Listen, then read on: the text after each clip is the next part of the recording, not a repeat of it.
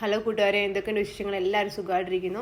അപ്പോൾ രാവിലെ നമുക്കിന്ന് അപ്പവും ഗ്രീൻ പീസ് കറിയാണ്. അപ്പോൾ അതിനുള്ള ഗ്രീൻ പീസും ക്യാരറ്റും കിഴങ്ങും ഒക്കെ നമുക്കൊന്ന് വേവിക്കാൻ വയ്ക്കാം. പിന്നെ നമുക്കിന്ന് ബീട്രൂട്ട് മെഴുക്കുവരട്ടിയും പയർ തോരനും കൂടെ ഉണ്ടാക്കാവേ. അപ്പോഴത്തേക്ക് നമുക്ക് പാത്രമൊക്കെ എടുത്തിട്ട് വരാം. അപ്പോഴത്തേക്ക് നമ്മുടെ ബീട്രൂട്ട് മെഴുക്കുവരട്ടിക്കുള്ള സവാളയൊക്കെ ഒന്ന് ചെറുതായിട്ട് വാട്ടിയിട്ട് അതിനകത്തോട്ട് നമുക്ക് ബീട്രൂട്ട് ചേർത്ത് ഇളക്കി മൂടി വെച്ച് വേവിക്കാം. അപ്പോഴത്തേക്ക് നമ്മുടെ ഗ്രീൻ പീസൊക്കെ വന്നിട്ടുണ്ട്. കുറച്ച് തേങ്ങയൊക്കെ ചിരണ്ടിക്കൊണ്ട് വരാം. എന്നിട്ട് നമുക്ക് പയർ തോരനും കൂടെ അടുപ്പിലോട്ട് വെക്കാവേ. അപ്പോൾ ഇന്ന് കണ്ണപ്പിക്ക് മാത്രം സ്കൂളിൽ പോയാൽ മതി.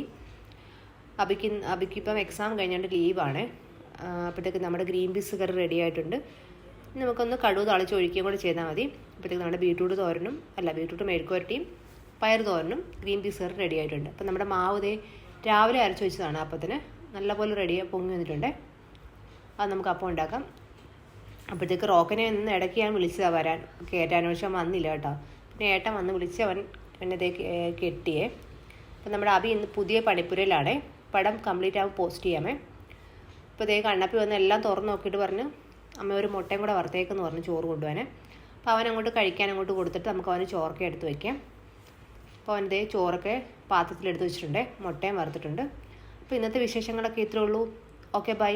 എല്ലാവരും സപ്പോർട്ട് ചെയ്യാൻ മറക്കരുതേ.